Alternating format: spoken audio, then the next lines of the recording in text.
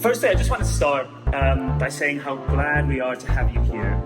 We know what kind of couple of years we've been facing. To paraphrase another well-known figure in this industry, it's been something of supply chain hell, and we know that. And we're still going through it. We can't predict what's going to come next, but we're getting through it.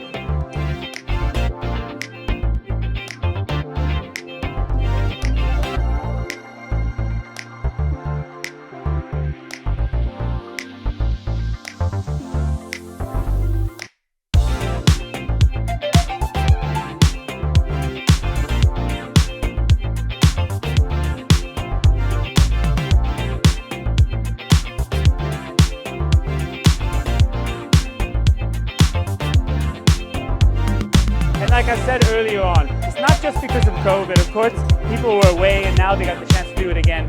Because there's real value in coming together and working together. I've had so many OEMs, Tier 1s, logistics providers just saying how much they got from listening to their peers.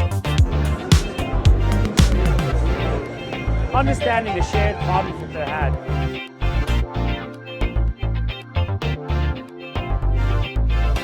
Hey everyone, welcome to Automotive Logistics and Supply Chain Global here at the Whiskey Factory in Detroit for the gala reception hosted by Ryder. Let me just give you a second to take in what's happening behind me. The buzz, the atmosphere, everyone together here. We've got more than 300 people capping off the first day of content here. I'm not going to take too long to talk to you about everything that's happened. We've been talking about EVs, sustainability, capacity crunch, disruption, working together on it, non-stop mitigating risk. And you just feel from the energy here, everyone needs to come together to work on this point. Those of you who couldn't join us, I'm sorry if you're a little bit jealous. Think about joining us here next year. We're going to be back tomorrow with even more content on our live stream, on our social media feeds, sharing highlights and coverage. A lot more where that came from.